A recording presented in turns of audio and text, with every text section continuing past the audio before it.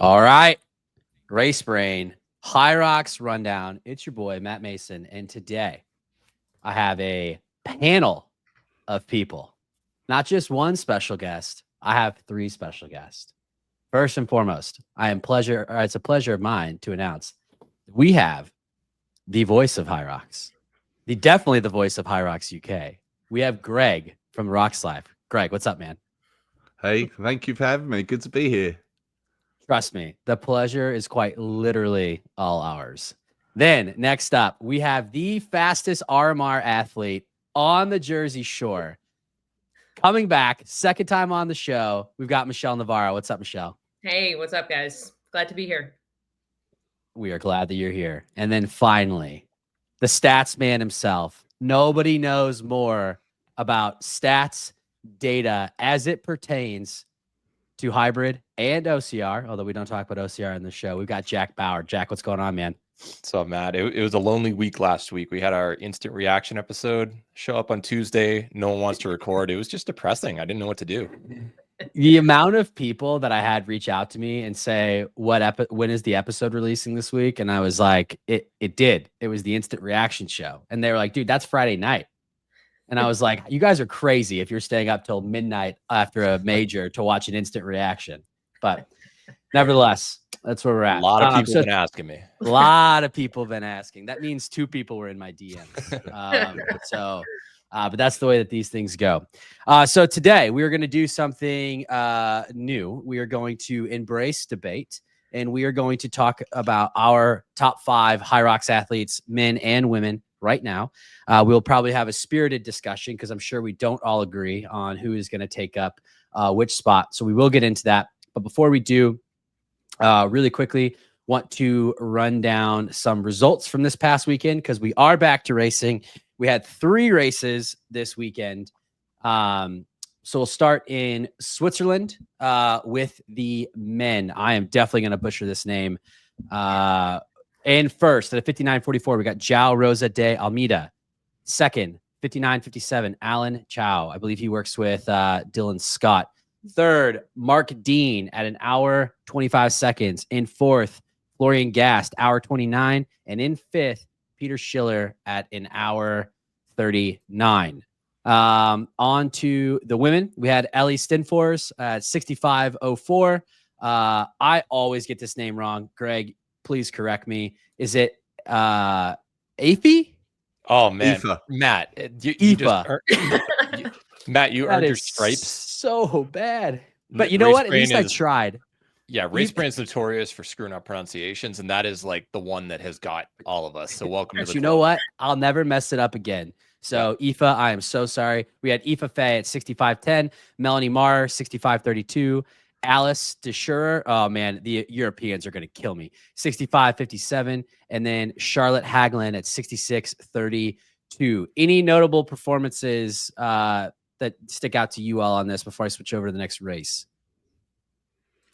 I think all of them in some ways are noticeable performances. I don't think it was a particularly fast course. Like Alice Schura has got the mixed doubles world record with Ronkovic, so she's very fast. And so like the fact that like she's been beaten by 3 ladies is quite impressive. Obviously Miriam von Rohr's in there in 6th, and Yanni Thompson, who's done like a 103 in the past, she did 109, finished in 7th. So like some big names there that have been beaten by maybe 3 relative unknowns.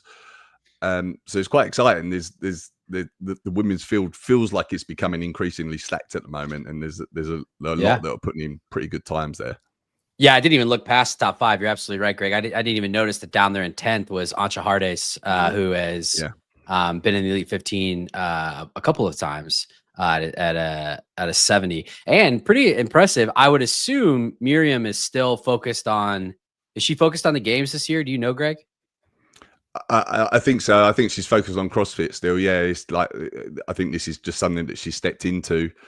I mean, her station times were incredible. It was like 2:50 on the wall balls, sub 3 minutes certainly on the lunges. It was unbelievable. That's absurd. For as not tall as she is, the fact that she is able to. It was already crazy when she went like 2:58, 2:59. To take another 9 seconds off is when you're already going unbroken is absurd. So Yeah. impressive. It's absurd. I think it's very interesting that you have all these Hyrox top level athletes coming into Hyrox from CrossFit, and she's kind of the only one doing the other direction. It's obviously much harder just because of Olympic lifting and some gymnastics movements, but it's kind of cool. Now we've got our athlete represented over there. Yeah, it is cool to see. All right, next race up was Toulouse. The thing that actually stuck out to me the most in this race is it fair to call Joffrey Iron Man at this point? Because the dude just races and races and races, and it's just consistent. I think he raced twice this weekend, which is absurd. Like my body hurts just thinking about that. And nevertheless, for the men, top 5 men, Thomas, I'm assume that's Dubois. If it's not, you can forgive me. 61.59. Tommy Valentine, 63.09. Ollie Russell, 63.10. Hugo DeLeo, 63.50. Thomas Fry at 65.01. And I believe that is most of the notable names. And then on to the women, Leonore Camilo, 69.02.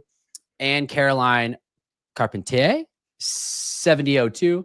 Monka Savs, 72.27. Elisa De Silva, 72.39. Marine Villa, 73.07. Anything in this race? Just sounds slow. I mean, one woman under 70, the men's winner in the 62s. Like it was either a slow course or I don't recognize a whole lot of the names, to be honest. So might have just been people taking a break this weekend.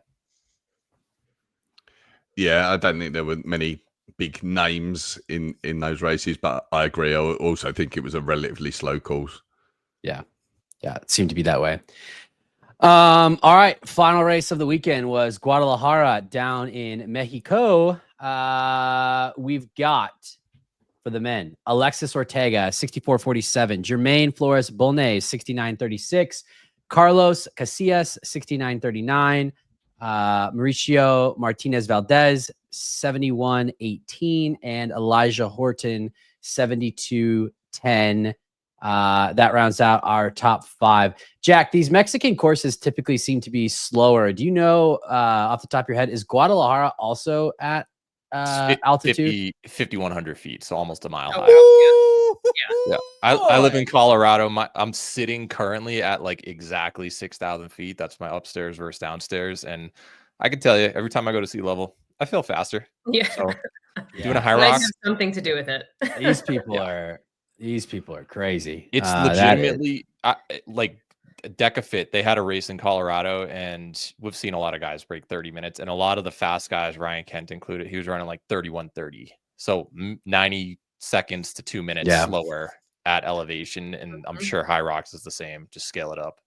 Well, and that even makes it more impressive than a good friend of the show, Pelayo Menendez Fernandez, and his lovely wife Elena competed and set the Mexican record of 58:21. And I did not realize that Guadalajara was that high at altitude. So it's probably worth what, like a 56 low? 55? Not bad. Not bad. All right, on to the women. We had, let me get this switched up. Oh, they're not posted. I wonder if that means we didn't have any. I see some for Women's Pro. All right, this website, it's still in beta. Jillian Crespi, 76.20. Mariana Caballero, 76.41. Barbara Reyes, 76.59. Naela Vasquez, 81.44. And Mitzi Salas, 84.54. So again, I wouldn't put too much stock into those times, just given it is at elevation. All right. Elevation and experience, you're gonna get faster over time, but that elevation is gonna be a big cap. Tough. But watch out for those people at Worlds. You age troopers out there could have some dark horses. All right, on to the main event. We are going to pick our top 5 right now. We are going to do the Wheel of Names because this is Race Brain. We get everybody in here. Got to do that screen share. You can't just absolutely. Just Xing out of those ads real quick, like Rich Yeah, does. dude. Yeah, this is high value production up here. All right, let me know whenever you can see the wheel of names. We got it. All right. I bet it's Greg. First time on the show. Yeah, it would be. It's gonna work out that way. Here Oh, it yeah. comes. You called it. Oh. Oh, so Oh, it's me. All right. close. The drama you can see on YouTube only. I'm gonna go first.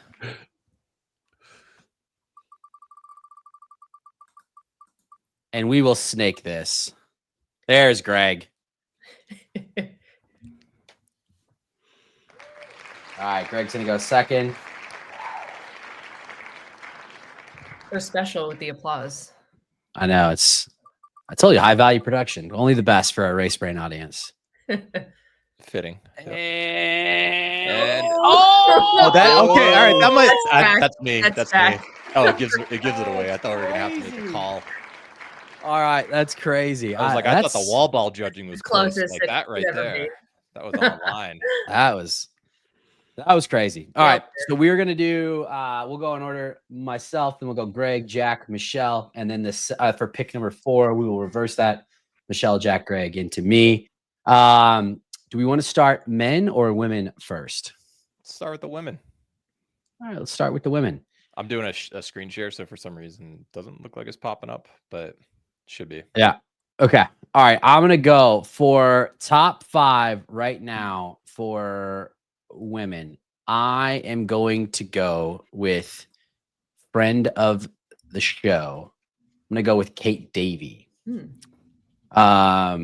only so much that I can say on this because it'll probably give away the rest of my rankings, but I think Kate has proven to be one of the most consistent racers. Obviously, Vegas didn't go the way that she had hoped, but I think that had more to do with, I think she had some physical things going on. I don't know if it was cramping or something else. I've seen on her Instagram, she is back to training, so I don't think that it was anything serious. Could have been the travel, could have been something else, but I mean, she has just continued to ascend. In my opinion, everybody gets an off race, so to speak. I don't think that that is indicative of where she'll be at Worlds. As Dawson likes to point out, the hybrid engine is hot right now. You got to think that all of those people are going to be ready to race and compete at Worlds. So for me, number 5 on the women's side, going to be Kate Davey. Yeah, I feel like that's solid. She's consistently shown up in like really high, in the top 5 or so in these majors. And yeah, she just continues to improve. It's interesting to now have had the one in Las Vegas just so we can see Europeans coming over and seeing how people are affected that way, just because I feel like we always talk about Americans going over and not having the races, they hoped to have. So it's interesting just kind of considering that, but I feel like she's always strong regardless. So I think that's a good pick. Greg, give me a hot take real quick. When you hear Americans talking about how our courses are tougher, are you just like, would you guys shut the hell up? Or like, or do you all feel that way too? You can be honest. I think you used to talk about it a little bit more than you do now, to be fair. Like a few years ago, then that's because we keep getting waxed. That's because we keep getting waxed in Europe. So you can't, it's no longer an excuse. He's not on the show right now, but like, what was the general consensus about Rich? Because he was popping off about that every single episode for like months. What do the Europeans think about Rich Ryan? That's staying behind our backs when we can't hear you. Yeah. You can't ask me that. As soon as I come on we the can show, edit it out. But, All right, well, let's just. Do you know what? I think Rich is more popular than even Rich possibly thinks in reality in Europe. I mean, yeah, like back in the day, you Americans did used to talk about the sleds a lot and the courses a lot. And to be fair, there was some justification in that because the sleds were slower. But no, you guys are. I think you guys are all more popular. The Americans are more popular in Europe than I think you all think you are in reality. We won't tell Rich that. It's good for Rich to have a chip on his shoulder. He's a Philly boy. It's good for him to think that everyone hates him. So we'll leave that one off. All right, Greg, who do you got for number 5? I've got Kate as well. I agree with that pick. I think it's actually a sign of how far she's come in that she finished 6th, I think it was, in Vegas, and we were all sort of talking like she had a disaster of a race, which, 6th for her probably like a year ago would have been a great result. I think she was. Dude, that's crazy because in my mind, I remember thinking that it was like, and this is no disrespect to Kate, but you're absolutely right. Like, I thought it was worse than 6th. I thought it was like 8th or 9th.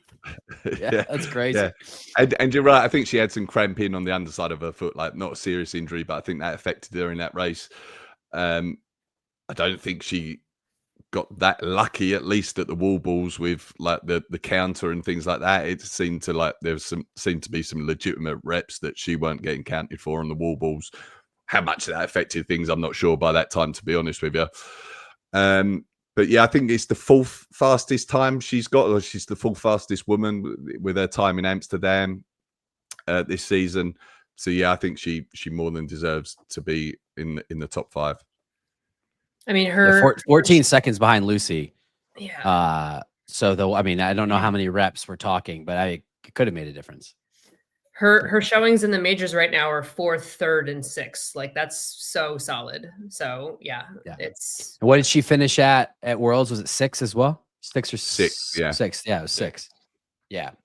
Yep. She's an impressive athlete. All right, Jack, who do you got for number 5? Are we gonna have a little diversion here? It would be very easy to make it a sweep, but I think you guys are actually wrong on Kate. So switching it up. Oh, yeah. So Kate, actually, if we're looking at athletes who have run multiple majors this season, her average place is 4.3. So how could she be the 5th best when she's finishing consistently right around 4th? So I think you actually rated her a little bit too low, in my opinion. So one athlete has finished 5th in 2 majors and then just got 7th this past race. I know it's current, but in my opinion, Lauren Griffith has been the 5th best racer. She's had to go overseas. She went over to Amsterdam. She went over to Asia to race in Hong Kong. She's racing her home turf. And strangely, her worst finish was actually, a less than an hour plane ride from where she lives. But in my opinion, Lauren Griffith has been the 5th best racer this season. Yeah, she's always impressing me, and with the way that she runs so aggressively, and still can just be at the top so consistently. I think that is a solid top 5. Absolutely. The thing that gets me about Lauren Griffith, the way that she races, I just wish she would slow down a little bit. And if you look on the men's side, who consistently, you're always getting these people like Bo Wills closing hard, and people making it up in the second half, and others just crash and burn at the beginning. And I feel like Lauren, she's fit enough to make it work. But I feel as though if she just went out a little bit more conservatively and had a little bit more juice, she might be able to make up those 15 to 30 seconds that she's just missing being right on the edge of the podium on. Yeah, just kind of evening out her effort throughout this hour-long race, I think would make a huge difference. And we'd see her really skyrocket to the top 3, I would say. Okay. All right. I hear all that. Michelle, who's your pick for 5th? Yeah, so I was debating between this person that I chose and Lauren Griffith for 5th, but I'm gonna go with Amy Bevilacqua. I just think that she's such an incredible athlete. I was able to see her race in Dallas, and she had an awesome win there. But just coming into Vegas and getting in top 4, she's so impressive, and I feel like this is just the beginning for her. So I can't wait to see what she continues to do. I definitely believe that she's going to continue to rise. So she's my top 5, my number 5. Okay. All right. I did not think that we would be this split. So how do we want to do this going into 4th? Because we already know who Jack's pick for 4th is. It's Kate. He already gave that away. Maybe here, let's keep Amy there for now. Michelle, you're going to lead off number 4. So who's your number 4 pick? We're staying with women. Yes. Yeah. So for women, I chose Ida. I don't know how to pronounce her last name. It's Steensgaard. Steensgaard. So we haven't seen much of her, but from what we've seen, it's very impressive. So she was my top 4 because again, another one like Amy, I feel like we're just going to see more and more, PRs from her and better times, better placement. So That's who I chose. Okay, so we've got another wrench here. So here's what we're gonna do. We're gonna get Greg's pick for 4th, then we'll get my pick for 4th, and then we'll debate it out and we'll solidify 5th and 4th together because we have enough of a discrepancy here. Jack made his case for Kate at 4th. Greg, who's your number 4 pick? My number 4 pick is Linda Meyer. I think, of course. I mean, she obviously finished 3rd in Vegas, which is the first like true good performance we've seen from her this season, in fairness. But you know, based on what she's done historically, based on what she was doing last season, where she was like on the podium for all the majors, 2 or 3, to see her on the podium again, I think I don't think we can ignore her now. If she's back in form, I think she's like a contender for the podium in Chicago. And she was only 13 seconds off the podium in Las Vegas. That's really, or off a 2nd place shoot by getting on the podium. So could have been 2nd. Yeah, see, this is fun because apparently I am the American Rock's Life because I also have Linda Meyer at 4. And we did leave this subjective. It's your top 5, but I think for me, we hadn't seen Linda's best race. I mean, she didn't race Amsterdam because she had, I think, a bad bout of either the flu or COVID that knocked her down pretty good. She did not have a ton of time to get fit for Hong Kong. Hong Kong obviously did not go the way that she wanted to. But then she came over to Vegas and she was, I mean, it looked like she was buried at the sled push. I mean, I think that there was a comment on the broadcast. It might have even been by Till. And I think he said something to the effect of, it's just not Linda's day. Then she absolutely obliterated the sled pull and, I mean, smashed the sled pull and then came back out and just worked her way up to 3rd. And I think kind of to Greg's point, like Jack, we've talked about this a lot on the other show, but it has kind of been like, when is the ascension of Linda going to happen? Like she's kind of that like next tier. I mean, last year we didn't have a podium in the elites that didn't feature our major that didn't feature Linda. And so I think like if Linda's healthy, I think she is very much right there competing with Joanna for that podium spot. So now we have reached an impasse. All right, so Greg and I are on Kate and Linda in that order. Jack is on Lauren Griffith and Kate, and then Michelle, bringing some spice to the show, is on that Team OCR. Is on that, Team OCR. Amy Bevilacqua and then Ida. All right, how do we want to break this? I think that my gut tells me, obviously, I am clearly biased here, but my gut tells me that what we should do, or the way that this is going to work out, is that it should be Kate at 5, because Kate's got 2 5th place votes and a 4th place vote. And then Lauren, Amy, and Ida all have 1 vote each, whereas Linda has a vote for 4th. But I think in the spirit of healthy debate, I definitely want to give Jack and Michelle the opportunity to tell Greg why we're wrong. Jack, anything? All right. So I think if we're just simply looking at this, Michelle's like, Kate doesn't deserve a spot on the list. So, and Linda is ahead of Kate in this head-to-head battle in 2 of the 3 ballots in which she appears. So I feel like if we're universally lumping this together, Linda has to be ahead of Kate.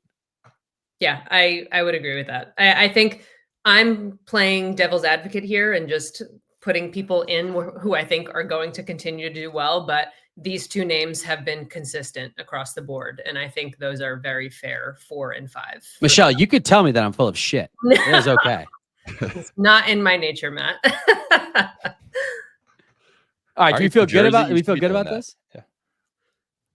I think so. Yeah. Yeah, I think for me, like, I think for the counterpoint, like, Amy Bevilacqua is my favorite story on the women's side, I think, because of the fact that, like, it's not even like, at first it was like, oh my gosh, look at this, like, 54-year-old mom of 5 who is like inspiring everybody. And like, now she's a contender. Like, she is if she has her day, she's a podium threat. So like, drop all of like the disclaimers and like adjectives and like whatever. Like, Amy Bevilacqua is an Elite 15 athlete, just like plain stop. Doesn't matter her age. All the rest of the stuff doesn't matter. Like, she is absolutely a threat. I don't even know that she's in now too. Like she didn't have to do the last chance qualify. She's got her spot already. So yeah, I think she said after the race that she was excited because she could finally take a break for a couple weeks, and like get to like rest and like focus on like a specific race. So I don't even know that we've seen her ceiling yet. So who knows? Like I think if she continues to ascend, I think for me, I could definitely see her breaking into that top 5. But it's and I think she's a really compelling story, but I want to see her break into that top 5 before I put her over people who have been doing the that top 5 consistently. That's just my opinion. I think that's fair. And same thing with Ida. Very high level OCR athlete. She seems to have an engine for days. I think that again, I think that she could very easily, if we do this again in a month, I think that she could break her way in, but I'd want to see it outside of one race. Yeah, fair. And then Jack, I think kind of that same, I kind of feel that same way about Lauren Griffith. I think she's an incredible athlete. I think that she's Lauren Weeks Jr. in the way that she runs her races. And if she figures it out, like she's going to be a problem. Yeah. Are you and Greg right now just like patting yourself on the back because you have 100 on the test right now? I mean, me and Greg, we know rocks. I don't know what to tell you. We know rocks, dude. Yeah, you guys were straight A students, right? All right. I'm going to imagine that this next one is going to be unanimous. So there may not be much debate. I think the real debate is going to be on 1 and 2. But I'll kick it off and see if I'm right. I'm going to go with number 3. Joanna Wetrick, needs no introduction, has not missed a podium since breaking into the Elite 15, has won a race, knocked off Lauren Weeks in Hong Kong, is still incredibly young, seems to get better and better. And, in that Vegas race, again, kind of same concept. She had a quote unquote off race. And she still ran a 62.53, which is fairly impressive. So for me, number 3 is Joanna. Greg. I'm going to agree with you again, Matt. It's Joanna for me as well. I think like you've said it all really there that she beat Lauren in Hong Kong. I think if she won again in Vegas, we might be talking about her in the top 2 here. But I think it's probably too early for that, considering who else is in the pot really. So, but her performance was still very good in Vegas. She's very exciting. Continues to improve on the stations, and she's an amazing runner.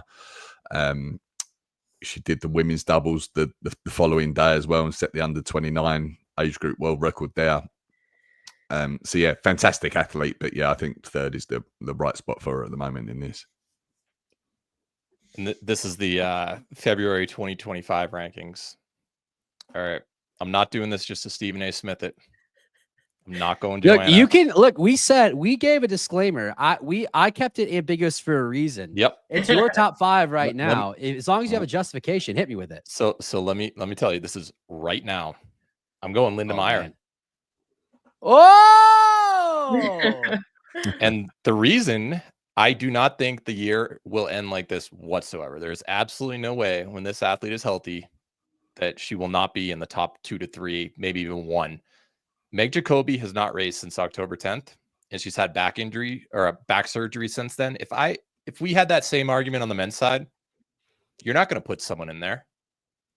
There are athletes who have podium this year on the men's side, or this season on the men's side, who are sick or injured right now, who will not make the top 5 on our list. And I think if you lined Meg right up on the start line in Las Vegas with her back injury, I know she's kind of been getting back to training a lot on the ergs, but I don't think her running is there at the moment. I think today on February 13th, 2025, 4 months removed from surgery, or less than that, 4 months since her last race, and with the recent back surgery, I can't put her in the top 5 right now. So I'm going Linda Meyer. Spicy. All right. Jack's going Linda at 3. That's a good argument. Yeah. Michelle, what you got? I agree with you guys. I have Joanna as well for number 3. For as little as we've seen her, just because she's so new, she's extremely consistently at the top, and there's no way that she's not in this spot. So yeah, it's a solid number 3, and I'm excited to see how much she continues to improve, just because she doesn't have as much experience as everybody else. But for right now, number 3. Okay, so this is interesting. I appreciate that Jack is going to bring some controversy to the show. So I think that, and I'm not doing that simply to be controversial. Like I know you're not. You're hey, listen, man, your justification makes sense. I'm going to guess that the 1 and 2 for I think if I had to guess, Jack's going to say that Joanna is his number 2, Lauren Weeks is his number 1, and then Michelle, Greg, and myself are going to be some combination of Megan, Lauren, 1 and 2. So I think maybe what we should do is at this point, let's just reveal the rest of our top 5, and then let's just debate out the top 3. Fair? Yep. All right. So Michelle, you said Joanna for 2, so we'll go back to you. Who do you have for second? I have Lauren Weeks for second. Ooh, spicy. Okay. Does that mean Meg takes number 1 for you? Yes. All right. We got Meg as number 1. Jack, is it fair to say that Joanna is your second and Lauren Weeks is your first? You nailed it. Okay. So Joanna and then Weeks for 1. Greg, I feel like something spicy is coming out of you. Who's your 2 and who's your 1? Megan's my 2, Lauren's my 1. Okay. All right. And then I am also Meg 2 and I am Lauren 1. Okay. So then let's do this. So we heard Jack's argument for why Linda should be number 3 right now. Maybe make your case, Michelle, as to why you still have or why you have Meg as number 1 over Lauren. Yeah, she's just all in. Even after this surgery, this is what she wants, and I think there's a lot to be said about being right on with your training when it counts, and just gearing up for the race that matters, which is the World Championship. I think that she will be at the top of her game regardless of what's happened. I just truly believe that, and it just sounds like it's going really well that she's getting back into training. So it's a long time still away. A lot can be done, and it's not like she has lost everything. She is the reigning world champ, so there's something to be said about that. And she's got to defend it now. So there's a lot of motivation this time that she hasn't had this combination of, just trying to get back to where she was, and it wasn't that long ago. Okay, Jack, we understand why you don't have Meg on here. What's your justification for Lauren at 1? I mean, she just won the most. Do you even need one? Do you even need a justification? I was going to say that this is kind of a silly exercise. She's won 2 of the 3 majors this season. She just destroyed the field in Las Vegas in a relatively slow adjusted course. And she got second in the other major. Yeah. What did Jack's butt say about Vegas?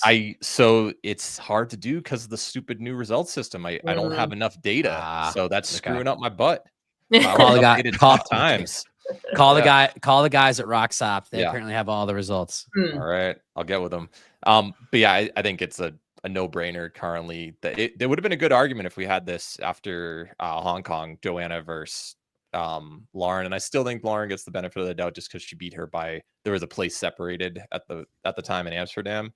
But right now, Lauren's the undisputed champ. She also won Decafit World Championship in a ridiculous sub 32 time, and that was actually more recent than the race in Amsterdam. So I know a lot of these athletes don't do Decafit, but that should also weigh a little bit into that because of how dominant she was there.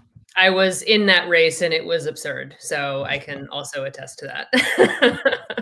I was in the men's race and she ran a faster time than me. So yes, it was absurd. All right, Greg, give us your argument for Lauren versus Meg at 1-2. I think so. The way I've thought about this when I've done these top 5 is like, what can I like projecting forward to Chicago? Like, what could I see the top 5 being in Chicago? And I think bearing in mind Meg's injury and the fact that like Lauren continues to race incredibly impressively well, it's like hard to separate the two of them anyway, even if they'd both had a full season. But I think the fact that Megan hasn't, I think gives the edge to Lauren there. And then also, if you consider like they both raced in Amsterdam, which I know it's early on in the season and everything like that, but Lauren still dominated that race. So she came out on top when they have raced. So I think it's, in my mind, it's fair to give Lauren the win there. So Greg, you said you're kind of you're setting your rankings based on projecting how they'll do later in the season once everyone's healthy, head to head at the biggest races. Like my perspective is, what have you done for me lately? Because this happens all the time in pro sports. You'll have like a college football team lose to some really bad team, but they also beat the defending national champs that same season. It's like, well, they should get punished for not performing every single time. Like, and I know a lot of people are like, but they've got this reputation. They can be so good. I look at it, and as we actually have race data, how did you do in that? And it's kind of hard to argue against results when most of the athletes were in the same race. I was the same with Greg, though. I was thinking, like, what are we going to see at Worlds? That's what my top 5 was in my mind. Yeah. So I hear you, Jack, and I think that is beyond logical. Not that you need my affirmation, but as a beyond a logical argument. I think for me, listening to the RMR podcast this week and listening to Meg talk about where she's at in training, she like pretty like, and again, I'm not downplaying her injury whatsoever. Back injuries are serious. So I just want to be like full stop. I'm not downplaying it whatsoever. She had surgery, legit injury.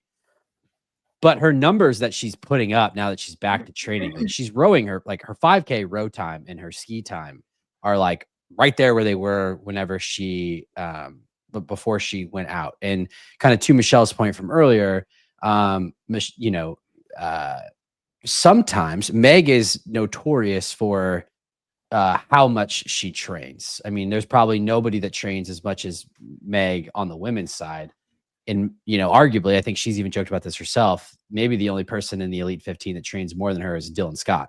So who knows? Maybe having a month or two off actually, she'll get a bounce from that. So I hear you on that she hasn't raced, but I would take a 85%, 90% Meg over the field. I would. I just think that I still think, although Joanna could definitely get her, I think if she's compromised, I don't think that the rest of the field, if she's even close to full form and full fitness, which again, she's 4 months out. I mean, and who's to say it's different because we know that she was injured versus Ronkovich, but I don't imagine that anyone's going to hold the fact that Ronkovich didn't race Vegas against him in these rankings, right? Maybe a little bit. But I think that Meg to me is the Terminator. And I just think that she'll find a way if and when she's on that start line. And I know that she's had a setback, but we've seen people. I mean, we watched Hunter McIntyre not race for 9 months and then come out and blow the doors off everybody the Manchester year. So fitness is fitness. I know it's a setback. Now that being said, I think that when I look at why I put her or why I put Lauren over Meg, you look at the last, and now we've got 5 majors or what did we say it was? We had in 2024, we had 3 majors and a world championship that they raced. Lauren's 3-1.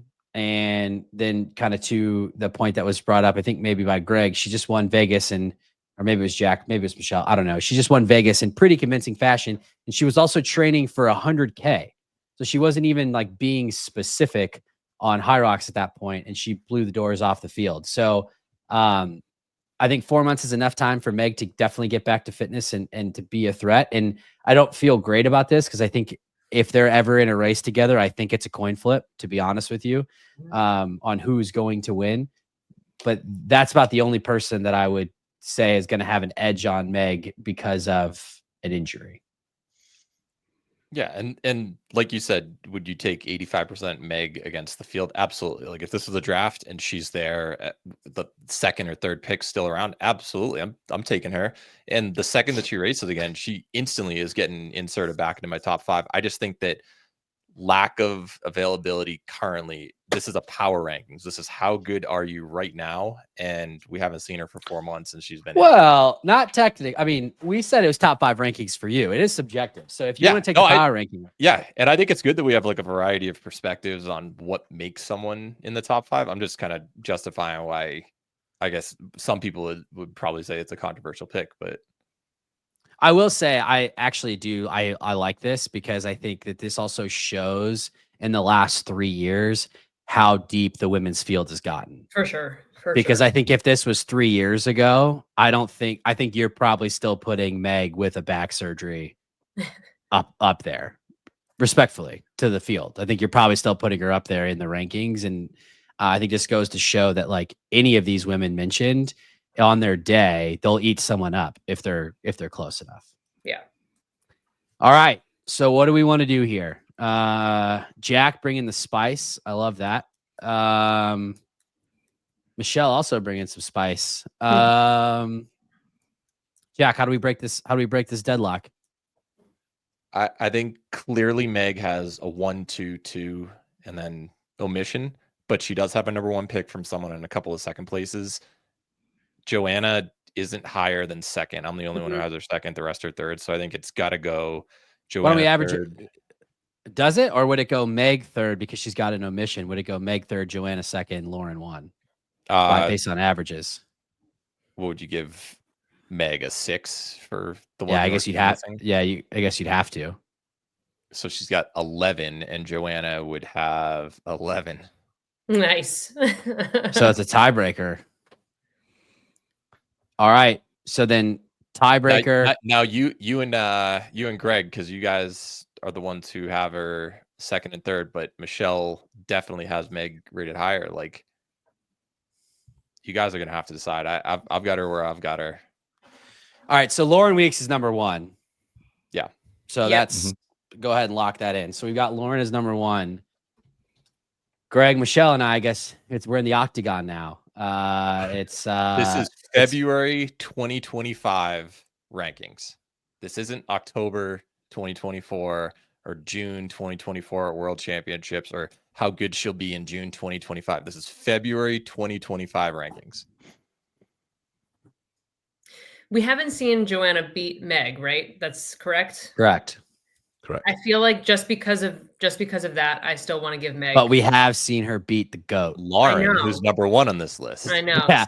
So like I see where you're going with that, Michelle, but like arguably, I mean, and it may wind up that Meg winds up being the GOAT. That we could have multiple GOATs. This could be an MJ versus LeBron conversation. But she did beat Lauren, who is the most decorated female hybrid athlete at this point. Everyone has an off day, though. Everyone has an off day, and Meg has consistently been under an hour. I feel like just her times. I still feel like she's got to be above.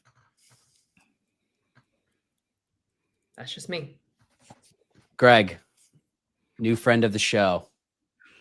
I'm gonna stay out of this one. Greg, what do you feel? I feel we're talking about the world champion, and you know, she when we've seen her race, she raced pretty well in Amsterdam. It sounds like she's, you know, coming back to a decent level of fitness. I think she justifies being second. All right. I think that's our answer. We'll go Meg second, Joanna third. Woo. All right. Under protest, our top 5 women. Number 5, we got the Brit, Kate Davey. In 4th, Germany's own Linda Meyer. Down under, number 3, Joanna Wettrick. And then we have the Americans taking the 2 top spots. Meg Jacoby in 2nd, under heavy protest. And Lauren Weeks in 1st, under small protest. How do we feel, squad? How do we feel about this? It's fine. Like, yeah. Once you get a couple more months into the season, this very well is probably how it's going to be once Meg returns to action. My whole argument is she's hurt and hasn't raced, but I'm fine with this realistically. Yeah, I hear you. And again, we left this open-ended on purpose so that we could have good debate. I feel like if we didn't leave it open-ended on the rankings, there wouldn't be a ton of debate. All right. We have As- 7 total athletes who got nominated for 5 positions. Mhm. Over under Yeah. that for the men's side. I was about to say, when we go, as Rich likes to say, on to the dudes. I think this is where it's gonna get spicy. Yeah, this is gonna be challenging. My guess is that we don't necessarily all agree on this. We will reverse this. So we will go. I started the women. So Michelle, you will start the men. Right. Michelle, your number 5 pick for the dudes is who? Yeah, this is challenging. But looking at the times and who has qualified for the majors already, I chose Rylan Shadig for number 5. Ooh, I feel like Michelle, he- bringing controversy in the heat. Rylan.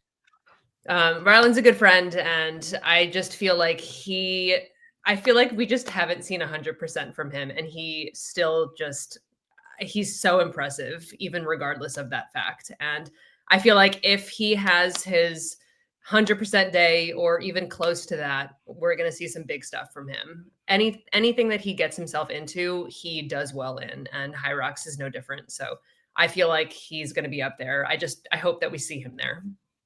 He also won a Decamile World Championship Yeah. a couple months ago. Just saying. Like, he obliterated the field. Yeah. All right. We'll just for the sake of time, we'll move along and we'll come back and debate these once we get all the names down. Jack, who's your number 5? I mean, he just podiumed this past weekend, and he has a 6th place finish at Amsterdam earlier this year. I think Bo Wills right now, he's got to be in the top 5. Oh my God, this is gonna be this is about to be quality content for the next however many minutes that we are up here. Wow. Okay, Greg, who we got?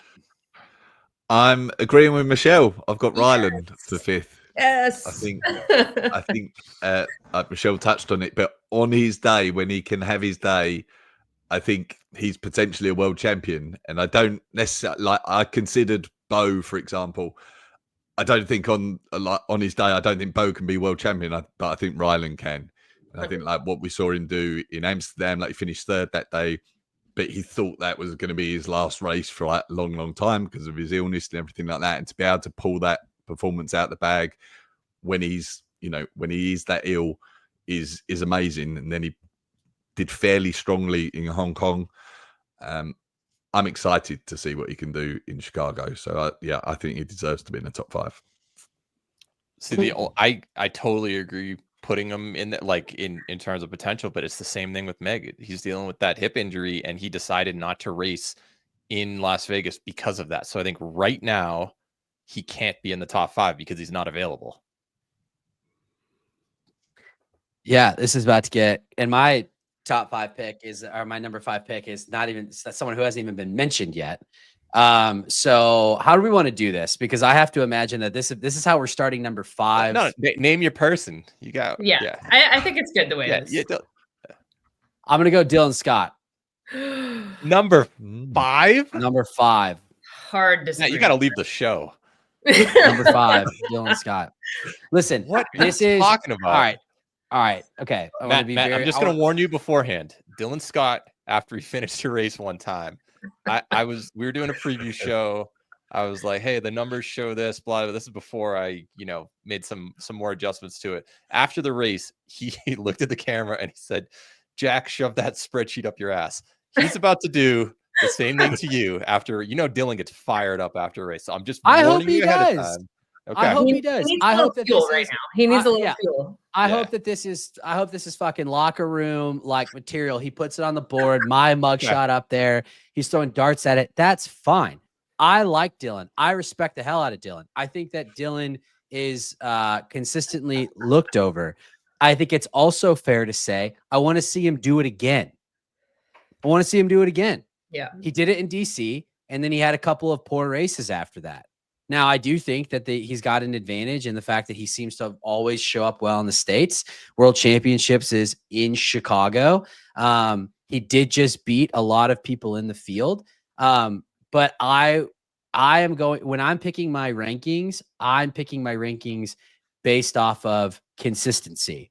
And if I don't think Dylan listens to this show, if he does, he might be motherfucking me right now and being like, this dude doesn't know what he's talking about. And I'm fine with that. But I've also heard him say that he has to be more consistent. So I think deep down, when the initial shock value wears off, and maybe I hope it doesn't wear off. I hope he just takes it all the way into Worlds and he stomps everybody. I really hope he does. But I don't think it's unfair to say that he needs to prove that he's consistent. So in the like, I'm putting him in the top 5 because I think he's a top 5 athlete right now. But I want to see him back it up. He did get 15th in the first major in Amsterdam and then completely flipped the tables getting first. So he has both ends of the spectrum. You're absolutely right on that consistency. And he did the same thing last year. He dominated Fort Lauderdale and then he dominated DC and then he did not have a good race in Nice. So that's my point. Like with Dylan, it's feast or famine. And I think that we might be on the verge of having more feasts than we have famines. But I like consistency matters to me. No, you're not wrong. So Dylan, if you hate me, I can live with it. All right. This is where it's going to get tough because I don't even feel great about this. If I'm just being like, if I'm being completely honest. Yeah, I hate this. I am going to go number 4. Oh man, I hate this so much. I'm gonna go Hunter McIntyre. He just lost to Dylan. Yeah, How can he did be ahead of Dylan? Because for me, this is my top 5 based on what I have seen over the last season and where I see things projecting out. You're right. Dylan absolutely gave him the business. He just beat Hunter. Give him the business. I mean, if Hunter wouldn't have broke on Wall, that was a pretty close ending. He's beaten Hunter how many times? How many times has he beaten Hunter? Doesn't matter. We're not talking about how many times has he beaten Hunter? 1. We're talking about how many times has he beaten Hunter? Jack, I how many guess times? 1. I guess once. 1. Okay. This is me being consistent. I just put Lauren Weeks over the reigning world champion, even though Meg won the world championships. Why? Because Lauren has her number in 4 out of the last 5 races. So that matters to me. I think Hunter has a point to prove.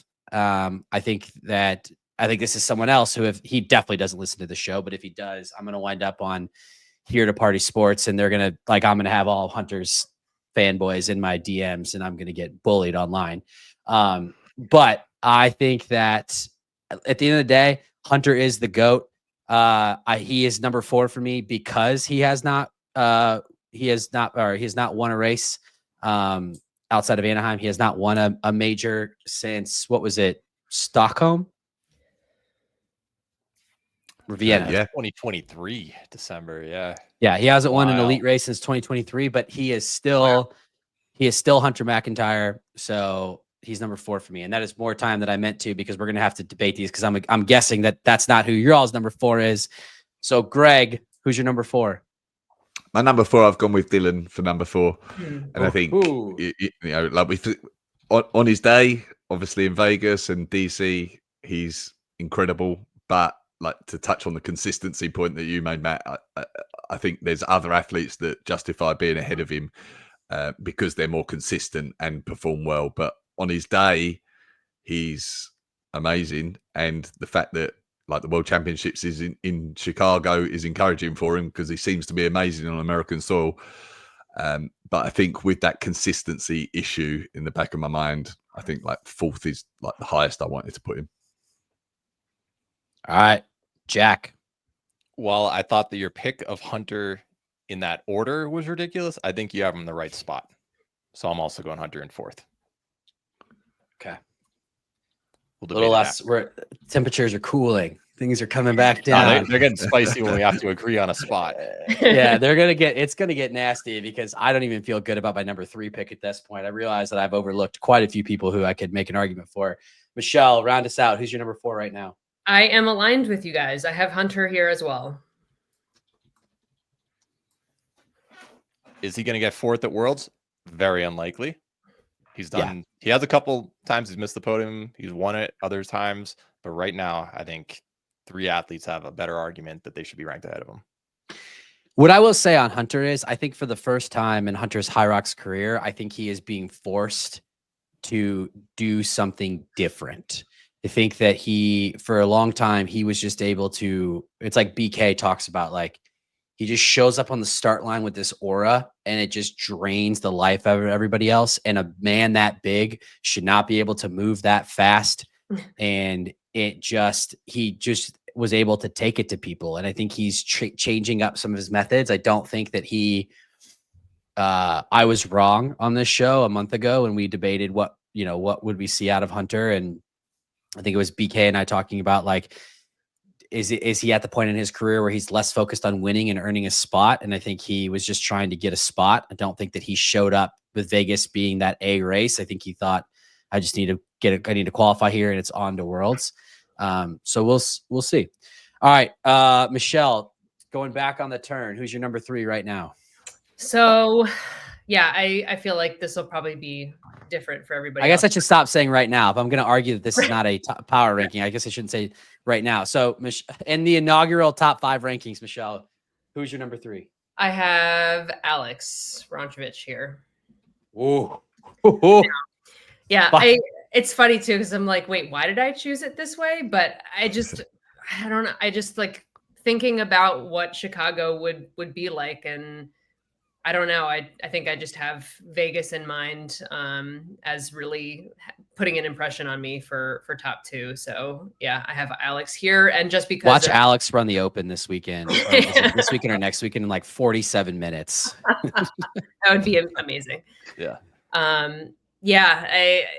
I just think we've seen so much up and down from, like, the top 5 guys in these majors, and I'm really not, completely certain on who 1, 2, or 3 are. So I feel like any of them could be interchangeable, but this is where I have Alex right now.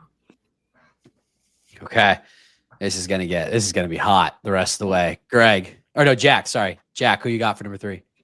I agree with Michelle. Yes. He's the defense. Yeah. Little fist pump. Yeah, last time we saw him, he got 6th place. Yes, he was realistically 5 seconds off getting 4th place at a major in Hong Kong, but he cracked. He looked human in that race for the first time in a while. He publicly stated that he wanted to win all the majors this year and world champs. Definitely didn't happen after that race, and then he pulled out of Hong Kong. Right now, I don't think that he deserves a 1 or a 2 spot based on what we've seen from other athletes recently. All right, Greg. 3rd, I've got JK.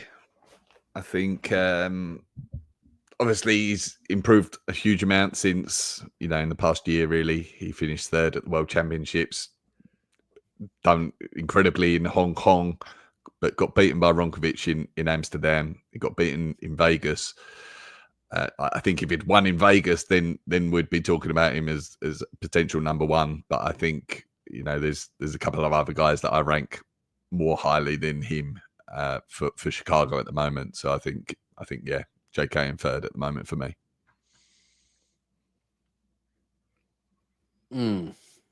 All right. Well, I'm gonna add to the controversy. For my number 3 pick, and I can already, Jack's gonna like freak out. Ready. For my number 3 pick, I am gonna embarrassed to say it. No, I'm not. I'm not. I just I told you I didn't feel good about the dudes when ranking this. I don't feel good about it. I'm gonna go Pelayo Menendez-Fernandez, and the reason why, I can see Jack rolling his eyes. The reason why is because I'm valuing consistency here. I'm valuing is consistency. 4th and 6th place consistent enough to be 3rd against people who've won or podiumed at majors so far? Over these other people who are feast or famine right now? Yeah. You have him ranked ahead of Hunter McIntyre. He beat Hunter at Worlds, but not in this past race. He podiumed over in Hong Kong, did he not? We're not talking about June 2024. Right. These are top 5 rankings. And I just think if we look, man, I need to see it. I need to see it. And Pelayo's not going to be worse than 6. That's fine. He's not going to wind up on third in the official rankings. It's not even on your guys' rankings. 4 + 6 = 3. I just don't understand that math.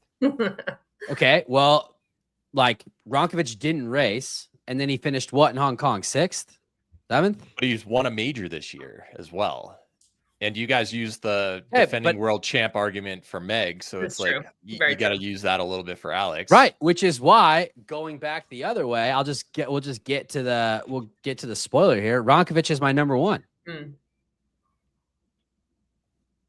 So I'll just go ahead and round out my top 5. We'll go ahead and round out everyone else's, and then we'll just debate this because this is going to be spirited. I got JK at number 2, although I think it's pretty close. Greg, who's your 1 and 2? Hunter is my 2, and then Ronkovic is my number 1. All right, Jack. My two is James Kelly, and my number 1 right now is Dylan Scott. You can just write that exactly, Jack. That's what I have. All right, Michelle. Okay. All right, so we will go. We aren't even remotely similar. This is rough. Well, actually, Michelle and I have the same 1 to 4, but there's the athletes in general are very polarizing on where they need to go. So right now, if we're just so let's debate this. Let's debate it in reverse order. Let's go with number 1. So we'll go. We've got 2 votes for Ronkovic. We've got 2 votes for Dylan Scott. Since I had the most controversial picks, I will go ahead and debate this first, and then we'll hear Greg's argument because he's also on my side, and then we'll hear the Dylan Scott camp. I've already alluded to this as why I have him number 5. I think Dylan, on his day, has proven that and I think definitely now, like the fact that he's even in the top 5, right? Like I don't know that Dylan, many people have considered him there before, so I think that this is already showing how far he's come in terms of racing. But I need to see consistency. So for me, it's look, he could win a race or podium a race. He could also wind up in 14th or 15th. When was the last time that you saw Alexander Ronkovic or Hunter McIntyre or James Kelly get a 14th or a 15th? It hasn't happened. I'm like, actually, you know stats better than me, Jack. It's never happened. So there's still that, like, his ceiling is super high, but his floor is still low. Now, we are talking about an elite 15 athlete. He's way better than I'll ever be.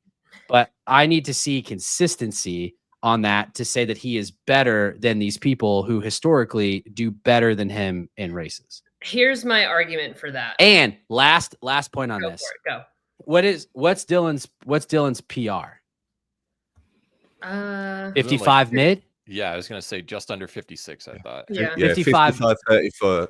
55 mid, like Hunter and Ronkovic and JK have all beaten that by 90 seconds. Now I understand that times. I know. I feel like that's so hard. Sure, we can't compare times, but we can compare head to head.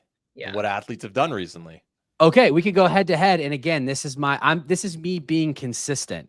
Dylan has beaten them in 1 race. 1. So I'm not going to throw out the last 12 months for healthy racers on 1 race. Like, the dude had his day. He absolutely had his day.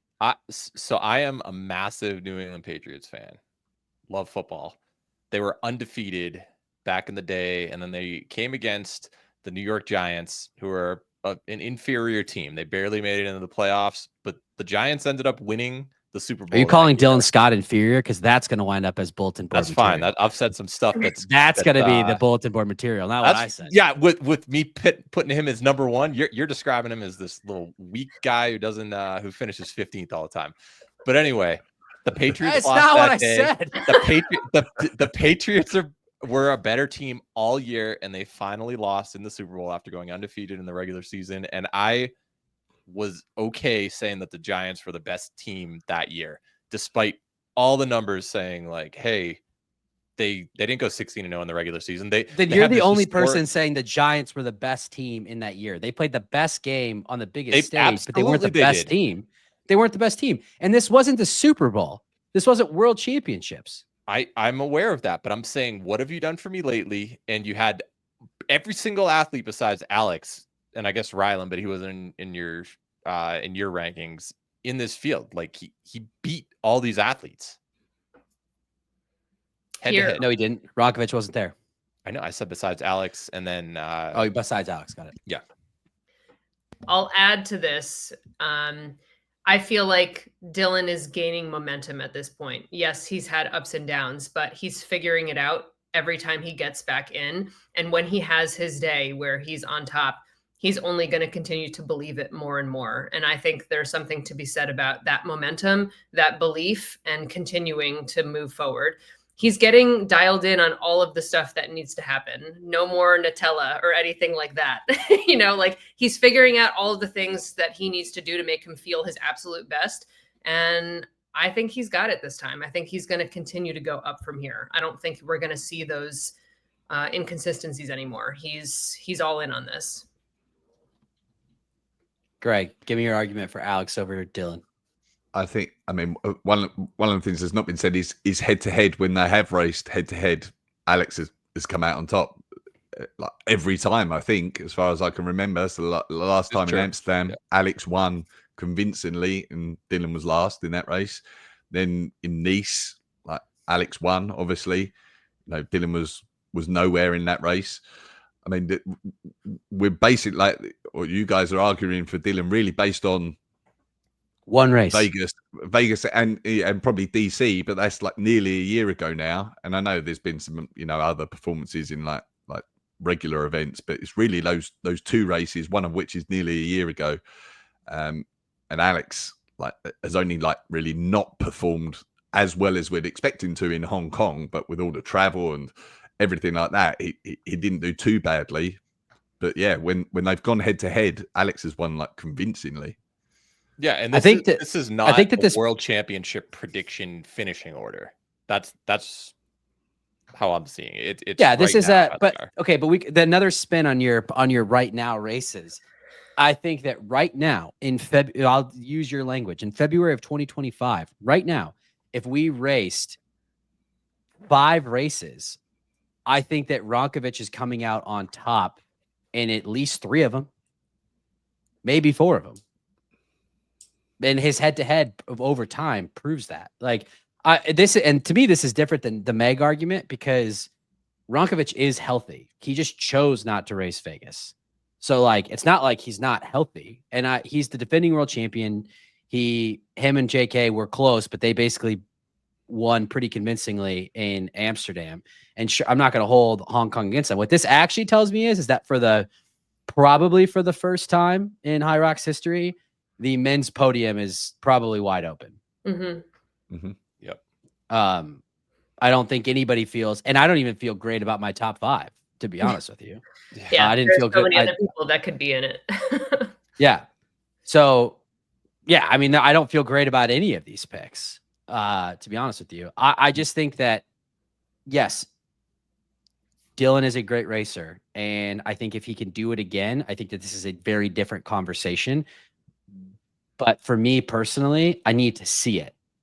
Like, I need to see him like back up to high level races together. In terms of times, even though we can't compare, Alex also has a couple 54s, right? Like he's hit 54. Yeah, like Jack, it's an honest question. Had we done this on January 30th, the day before Vegas, would Dylan even be in your top 5? After how dominating he was at Deca Worlds, I think yes. I probably would have had him about 5th. Okay, this is good. But against who? Well, the thing is, you can look at the previous year's results, and you had Nick Riker, Magida, and like all those guys ended up beating Kent and Rich Ryan. And I know that they had, you know, an injury, but like his time and performance was absolutely dominating. I'm about to be a villain on the internet. I can already. That's me fine. saying against who. I'm going to wind up being a villain. A Dylan villain. All right, so Rocco's got 2 1s. He's got a 3, 2 3s. I've got the scores on the right over here. So I think Alex has to. I mean, just from I don't know how else to break this tie. I have a hard time. I am willing to concede that Dylan needs to move up higher than 5 based on recent results, but I think taking him all the way to the top off of 1 race, I think is premature. I think that's fair. It's fair. I would have loved to have seen Alex in there. I don't necessarily think he would have won because we thought he was just going to run away with it all year. And Right. that was not the case in Hong Kong. But he does have 2 firsts, and he is the reigning world champion. And no one ranked him worse than 3rd. So I think cumulatively, looking at all of our rankings individually, he can be number 1. All right, we're gonna put Alex at number 1. How long did that take? I feel like that was A minute or so. 10 minutes. Well, once we got down to the nitty gritty, I think that based on that same logic, I think JK's got to go too because he's got 3 second place votes. Yeah, but he's got a 3rd, so His JK's worst 2. 3rd. I think then from there, I think you got to put Dylan at 3rd, based on where you've all got him. I mean, Greg, what do you think 2 on this, first. Dylan? Greg, what do you think? Because he's got him ranked 4th, and I know that he's got Hunter ahead. So I'm wondering, after hearing all of our arguments throughout the show, do you still think Hunter should be 3, or can we move Dylan up? You've made a good enough argument to move Dylan up. I would still argue that Hunter deserves to be 3rd based on like everything. I still think if you just look at what just happened, Dylan beat Hunter. Hunter didn't show up if he didn't think he could win. I know that he was like, yeah, I'm happy. I qualified for Worlds. That was mission number 1. He doesn't show up to finish 2nd, realistically. I know that he might have publicly said that. But Hunter, but the one thing that I will say is, and maybe this is where the real debate is, and I know the argument back to this is a counter argument. So I know the argument's going to be like, he won. That's the only thing that matters. I get it. But there's always been this thing about like, can Hunter win a race, or can he come back if he's not leading after the sled pull, or if he's not leading after burpee broad jumps? And like, he cracks, and he kind of got eaten up at Worlds, right? We kind of watched him fade. The one difference is that he was pretty far behind Dylan in this race, and I don't remember exactly, but I think he went 60 or 70 wall balls unbroken before he ran out of gas, and like he was in the 70s, yeah. Yeah, if he just would have dropped it one less, he lost by, I got it right here. I think it was he lost by 19 seconds. So if he drops that ball one last time, okay, you're not as good as math as you are.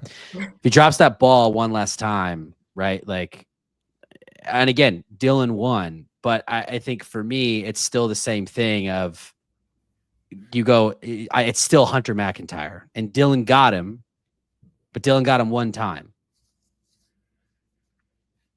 So that's my argument. I am not a dictator on this show, so I'm going to cede.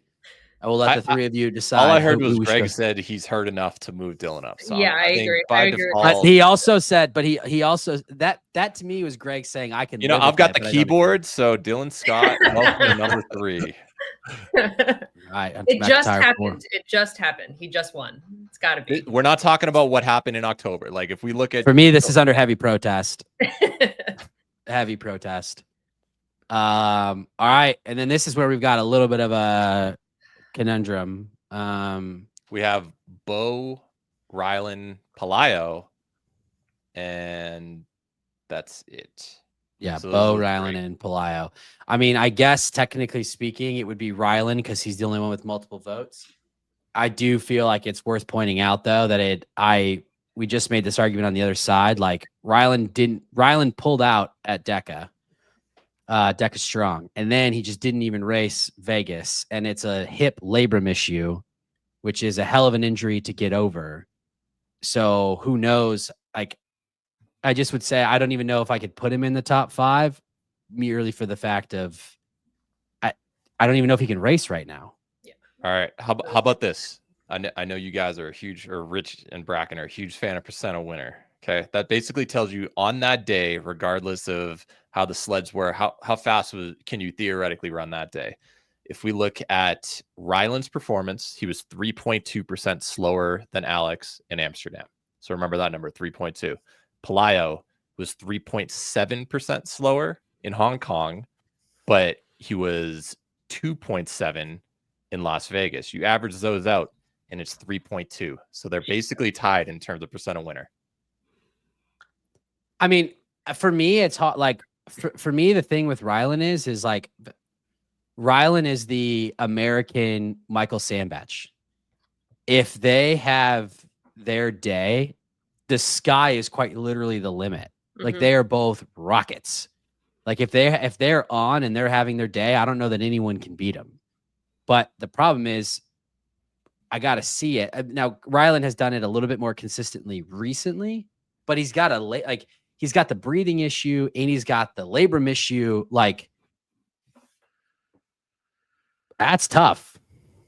And that's not his fault, but like, literally, you have the same exact percent of winner between the two of them. You have a 4th and a 6th by Pelayo and a 3rd by Rylan, showing that he is capable of getting on the podium. Nothing against Pelayo. I think he got 4th at Worlds, so that was his peak finish. Rylan didn't race at Worlds, but making the podium at a major and kind of clinching your spot for the rest of the year, plus having a decamile win, regardless of the or who was in the field, like it was a very dominating win right there. But then you have to look at he's hurt, so it really is it is a toss up. Can we also just say, I'm just going to throw a random wrench in here. Tim, Rich Ryan? No, Tim Vinish. He's also actually extremely well, and I'm so surprised that no one mentioned him. He was another one that I was going to put in, but I feel like he also just deserves a mention because he's been honestly, I panicked because I wanted to put Tim in there. I also wanted to put Graham. People aren't talking about Graham. Graham just got 7th in a local race though a couple weeks ago. Graham also was hurt, which is why I didn't put him in there because of this. Because I'm consistent, even if you don't like my opinions. If he's hurt and Rylan's hurt, does that mean Rylan can't get in here? Yeah, but see, here's the interesting thing. I'm the only one that has Pelayo. We've got 2 votes for Rylan. So I've got the scores on the right over there. If you give 6th place when they don't appear, Pelayo is actually 1 ahead, despite being only in one person's. Okay, so then let's do this. Based on the arguments that we just made, Michelle and Greg, you all are the ones that have Rylan in your top 5. After hearing the arguments for Pelayo, hearing percent of winner, do you still feel good about Rylan at 5th, or do you move Pelayo up? I just feel like Rylan's ceiling is just so high that if he's healthy and on the day, he would be in there. Like that's how I feel. Pelayo's consistent, yes, so but you're putting Hunter McIntyre, who has won 3 world championships and has got the world record. He's got the highest ceiling of literally anyone on this list. You've got him below. Sorry, that was a little hot, Michelle, but I'm just calling it out. But it goes back to your argument, like with the consistency thing, and I feel like we've seen a lot of inconsistency from top people being high or low. So I feel like we're feeding off of one thing, but another person has that argument. Like there are a lot of highs and lows for all of these people, except for Pelayo. Probably, I feel like he is actually pretty. He's Mr. Steady. He honestly is. So for that, Rylan. Yeah. All right, so Michelle is sticking with her gut of Rylan. Greg, I think I want to stick to. I think if it was if they're going to race tomorrow and will this person perform reasonably consistently, then yeah, fine, Pelayo. But if it's more about their ceiling and who can win a world championship and who can perform like amazingly and who can win a major, then I think you've got to go with Rylan. And yeah, maybe I think calling him like the American Sandbach is a good analogy, really, because there could be a bust as well. But I just think in terms of his potential to perform and win a race, I think Rylan deserves to be there. It's worth the risk. All right. Well, because he's the only one that's got 2 votes and they're basically same on percent of winner, I think we're going to put Rylan Shadegg also under heavy protest in the 5 spot, which again goes to show, I think same thing is for the women. Like the men's field is now wide open. I think if Hunter had a chokehold on the field for years that got cracked a little bit, and then we thought it was still probably a 2 or 3 horse race. And now I think it's fair to say that it's wide open. So, all right. Matt, just for the record, since I didn't have either of those in my top 5, being consistent with what I did on the women's side, I would have gone Pelayo here if I had to choose between the 2 of them, just because I punished Meg for not being available. So it would have been a 2-2 tie in this, but it would have, but then we would have had to go. I feel like we should have gone with the person who actually had 2 top 5 votes. So yeah, I don't love it. I personally, because I don't think that Rylan can race right now, but we'll see. Yeah. All right, our top 5 men with a lot of controversy. Number 1, the reigning world champion, Alexander Ronkovich. Number 2, James Kelly. Number 3, Dylan Scott, who is going to show up at my doorstep sometime tonight. Number 4, Hunter McIntyre. And number 5, Rylan Shadeg. Honorable mention to Pelayo Menendez-Fernandez and none other than the Kiwi Bo Wills. All right. We did it. Everyone feel good? Because I feel terrible. No. There was No, I nothing don't. controversial whatsoever. I do We not feel agree good on about everything. It went The shock. fact that no one feels good about it tells me that we did a good job. Well, and That's how you- that it's going to be exciting the rest of the season. It's actually unpredictable, and that's the cool part about it. Matt Dillon I feel is good about booking a the flight depth to of the Miami, field. or Milwaukee. Sorry. You might. You might. Go ahead, Greg. What'd you say? I said I feel good about the depth of the fields in terms of like even if we'd done this a year or 2 years ago, like there wouldn't have been that many names that we'd mentioned, and like you just said, we'd left Tim out, Graham out, Sandy was left out, and like they're all potential podium like at the World Championships, but they didn't make the top 5. So yeah, the fields are stacked. Yeah, Jake Dearden, who just got 5th and beat some of the people that we talked about. I mean, there's some names. John Wynn, who always seems to wind up in 5th. Yes, it's like he hasn't quite gotten there from a podium perspective, but he doesn't race poorly on the day. So, all right, that is our inaugural top 5. You should definitely tune in next month because it's sure to be just as spicy. Because I'm sure Glasgow is going to go exactly like we think it is. Not. No. And we'll have plenty. Since you're going to be there, why don't you see what the athletes think of our rankings? I'm sure we made a lot of friends and no end. Please don't bring it. Please don't bring any attention. Please don't bring any attention to these rankings. I think a lot of these, what he thinks of our spreadsheets. Yeah, he's gonna say he's gonna tell you exactly where you can put that spreadsheet. Yep. So all right, Greg, appreciate you calling in, man. Michelle, pleasure to have you. Jack, as always, it's great seeing you all. Bye. Until next week. Thank you.